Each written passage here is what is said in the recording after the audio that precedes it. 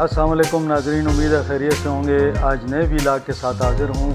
आज 3 टॉपिक्स हैं। एक तो अफ़गान माजरीन के हवाले से है और उनके लिए बुरी ख़बर ये है कि तकरीबन 10,000 के करीब ऐसे अफ़गान माजर हैं जिनको ब्लैक लिस्ट में डाल दिया गया है, यानी वो अब पाकिस्तान नहीं आ सकेंगे और ना ही उनको वीज़ा मिलेगा।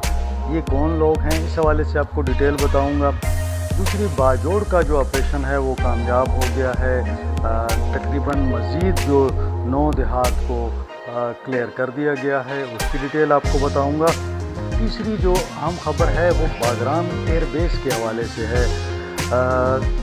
बागराम एयर बेस के हवाले से अमेरिका और अफ़गानिस्तान के दरमियान बाज़ाब्ता बाकायदा मुज़ाकरात शुरू हो गए हैं और साथ साथ सदर ट्रंप ने जो है एक बार फिर वार्निंग दी है और उन्होंने क्या कहा है, अफ़गान तालिबान को उन्होंने क्या मैसेज दिया है, उस पर भी बात करेंगे। जो आज 3 खबरें हैं। इससे पहले कि मैं डिटेल में चला जाऊं, चैनल को लाइक करें, सब्सक्राइब करें, दोस्तों के साथ शेयर करें और ये जो बेल आइकॉन है इसको प्रेस कर दें ताकि आपको तमाम व्लॉग मिल सकें। और सब्सक्राइबर्स तेज़ी से बढ़ रहे हैं, मुझे उम्मीद है कि आप ये सिलसिला जारी रखेंगे, इसीलिए मैंने कहा था कि अपने दोस्तों के साथ भी शेयर किया करें। पहले चलते हैं जनाब अफ़गान माजरीन के हवाले से। तो अफ़गानों के हवाले से ये बात सामने आई है कि वज़ारत दाखिला ने एक लिस्ट बनाई है, 10,000 के करीब उसमें लोग हैं। ऐसे लोग हैं जो कि पाकिस्तान के अंदर उनको गिरफ़्तार किया गया या डिपोर्ट किया गया और साथ में जब उनको गिरफ़्तार किया गया तो वो मुल्क की सलामती के हवाले से जो मामलात हैं उसमें मुलव्वस थे, यानी सलामती के ख़िलाफ़ जो मामलात थे उसमें मुलव्वस थे। ये लोग बराह रास्त या बिलवास्ता जो थे दहशत गर्दी में मुलव्वस थे, अगवा बराए तामान में मुलव्वस थे, जराइम में मुलव्वस थे, कत्ल के वाक़यात में मुलव्वस थे, चोरी डकैती राहज़नी इस किस्म के वाक़यात में मुलव्वस थे। तो ऐसे जो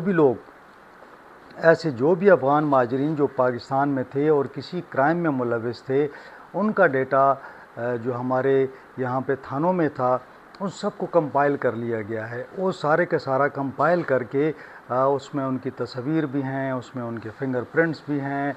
ये तमाम डेटा जो है वज़ारत दाखिला ने इसको कंपाइल करके अब ये जो तमाम डेटा है ये डेटा शेयर कर दिया गया है जनाब इमिग्रेशन हुकाम से, हमारे FIA को भिजवा दिया गया है और हमारी जो एम्बेसी है उसको दे दिया गया है कि अगर इनमें से कोई बंदा अफ़गानिस्तान से या पाकिस्तान के अंदर से मौजूद है और वो कोशिश करता है कि कोई पाकिस्तान आने के लिए वीज़ा अप्लाई करता है तो उसको वीज़ा नहीं मिलेगा।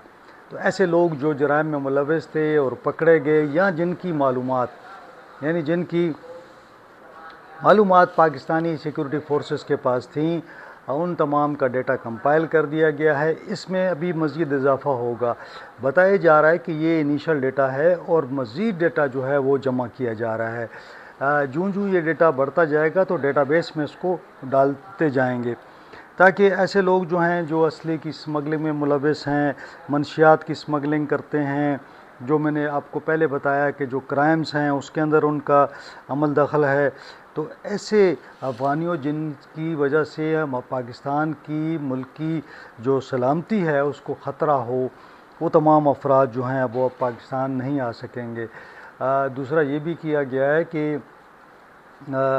इमिग्रेशन हुकाम को यानी FIA को पाक अफ़गान बॉर्डर पे और मुख्तलिफ़ मकामात जहाँ से एंट्री एग्ज़िट है वहाँ भी ये डेटा दे दिया गया है। तो जैसे ये लोग आएंगे और अगर ये लोग पाकिस्तान आना चाहेंगे तो ये वहाँ से इनको ब्लॉक हो गए हैं, तो ये लोग पाकिस्तान नहीं आ सकेंगे।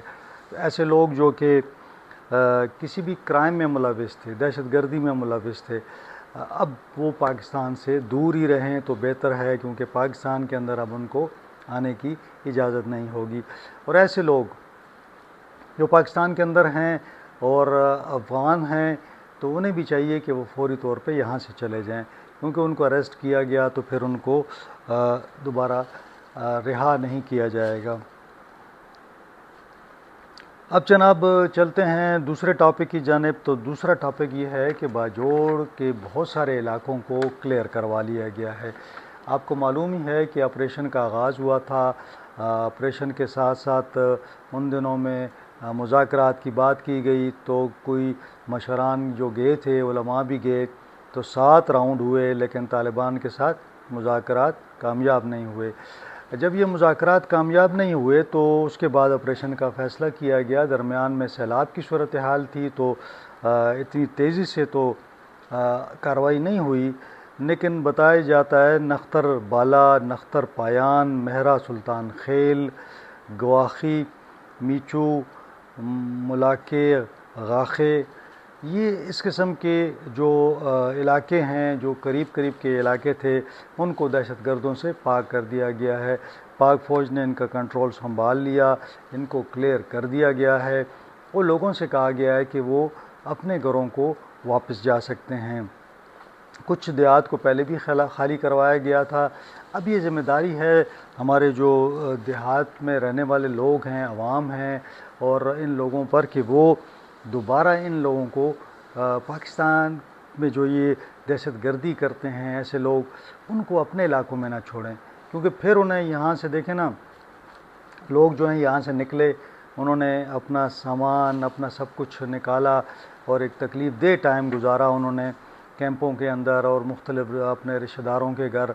تو ضرورت یہ ہے کہ اب آئندہ اپنے جو علاقے ہیں اس کے اندر ایسے لوگوں کو نہ چھوڑا جائے. اب جناب چلتے ہیں تیسرے ٹاپک کی جانب. تو تیسرا ٹاپک جو تھا بگرام ایئر بیس کے حوالے سے تھا. امریکی صدر ٹرمپ نے ایک بار پھر کہا ہے کہ ہمیں باگرام ایئر بیس فوری طور پر ابھی چاہیے, اور اس کے حوالے سے انہوں نے یہ بھی کہا ہے کہ ہم نے مذاکرات کا آغاز کر دیا ہے. جو امریکی نمائندہ خصوصی ہیں ایڈم, وہ آلریڈی مذاکراتی عمل میں شامل ہو چکے ہیں, یعنی وہ مذاکرات کر رہے ہیں. امکان یہ ہے کہ دوحہ یا قطر میں یہ مذاکرات ہو رہے ہیں. اور لیکن صدر جو ٹرمپ ہیں, انہوں نے ایک ساتھ ساتھ وارننگ بھی دی ہے طالبان کو. انہوں نے کہا کہ اگر ہمیں یہ ایئر بیس واپس نہ ملی تو پھر آپ دیکھیں گے کہ میں کیا کرتا ہوں. تو ظاہر ہے یہ ان کا ایک سخت لہجہ تھا اور ایک سخت میسیج تھا. اب امریکہ کیا چاہ رہا ہے؟ امریکہ یہ چاہ رہا ہے کہ باگرام ایئر بیس ان کو واپس ملے, کیونکہ وہ کہتے ہیں یہاں پہ ہم نے بہت انویسٹمنٹ کی ہے. پھر وہ کہتے ہیں کہ یہاں پہ ہمیں جو اسلحہ تھا وہ بھی واپس دینا چاہیے طالبان کو. اب اس مذاکرات میں کیا پیش رفت ہوتی ہے یہ تو آنے والا وقت بتائے گا, لیکن ابھی جو بات چیت ہو رہی ہے اس میں ٹرمپ بار بار یہ کہتے ہیں کہ جی چین کی جو جوہری ہتھیاروں کی جو جگہ ہے, جو مقام ہے جہاں پہ چین جو ہے وہ جوہری ہتھیار بناتا ہے, وہ باگرام سے 1 گھنٹے کی پرواز پر ہے. یعنی جہاز سے آپ سمجھے کہ 1 گھنٹے کا راستہ ہے, اور اگر جنگی جہازوں کے لیے تو کم ہے.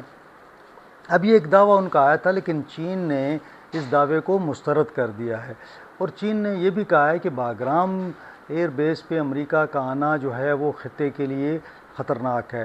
تو چین چاہ رہا ہے کہ امریکہ باگرام پہ واپس نہ آئے, لیکن جو اطلاعات یہ آ رہی ہیں کہ اگر یہ کامیاب ہو جاتے ہیں مذاکرات طالبان کے ساتھ, تو جو امریکی فورسز ہیں وہ لمیٹڈ تعداد میں, پوری ایک پہلے 10,000 ہوتی تھی, اب اس سے کم جو ہیں وہ یہاں پہ اسٹیشن ہوں گی, اور زیادہ کام جو وہ لیں گے سرویلنس کا لیں گے. ظاہر ہے کہ وہ کوئی آپریشنز تو نہیں کریں گے, لیکن یہاں سے بیٹھ کے وہ مانیٹر کریں گے پورے خطے کو, جنوبی ایشیا کو, ایشیا کو, چائنا کو, روس کو, ان تمام ملکوں کو, سنٹرل ایشین ممالک کو, وہ یہاں سے سب مانیٹر کریں گے. اور ایک قسم کا وہ چونکہ چین جو ہے وہ اپنے تعلقات افغانستان سے بنا رہا ہے, پاکستان سے بنا رہا ہے, مڈل ایسٹ سے بنا رہا ہے, اور ساتھ ساتھ وہ کوشش کر رہا ہے کہ ایران کے ساتھ اچھے تعلقات ہو جائیں. تو یہ تمام چیزیں جو چینجز آ رہی ہیں دنیا میں, امریکہ بھی اس کو غور سے دیکھ رہا ہے, اور امریکہ چاہتا ہے کہ جس طرح مشرق وسطیٰ میں اس کی بیسز ہیں, تو ایک بیس جو ہے چائنا کے قریب اور روس کے انتہائی قریب جو ہے یہاں پہ باگرام ایئر بیس کو وہ واپس لے لے. حالانکہ میرا نہیں خیال کہ وہ افغانستان کے اندر کوئی ایسی کارروائی کر سکے گا، لیکن بہرحال ایک بیس ہوگی اس کی، اور وہ کسی وقت بھی جو بھی چھوٹی موٹی کارروائی ہو، ظاہر اس کے پاس جدید طیارے ہوں گے جو یہاں پہ آ کے اسٹیشن ہوں گے. تو یہ ایک میں نے پچھلے ولاگ میں بات کی تھی کہ ایک اور جنگ کا آغاز ہوگا. ظاہر ہے اس طرح جنگ نہیں ہوگی، لیکن ایک سرد جنگ ہوگی جو کہ چین، روس، امریکہ ان ممالک کے درمیان ہوگی، اور پاکستان بھی چونکہ اسی جگہ پہ ہے، تو اس پورے خطے کے اندر ایک امریکی جو ایک انٹرفیرنس ہے یا مداخلت ہے یا اس کی جو ہیجمنی ہے وہ واپس لانے کی وہ کوشش کریں گے. بہرحال دیکھتے ہیں کہ کیا صورتحال بنتی ہے. تو آج یہ 3 امپورٹنٹ ٹاپکس تھے. تو افغان مہاجرین کے حوالے سے تھا، باجوڑ کے حوالے سے تھا، اور باگرام کے حوالے سے تھا، جس میں امریکہ چاہتا ہے کہ وہ اپنی فورسز کو دوبارہ لے کے آئے. تو آج اتنا ہی. انشاءاللہ اگلے ولاگ میں آپ سے ملاقات ہوگی. اپنا خیال رکھیں، اپنے اہل خانہ کا، اپنی فیملی کا خیال رکھیں. مجھے اجازت دیں. اللہ حافظ.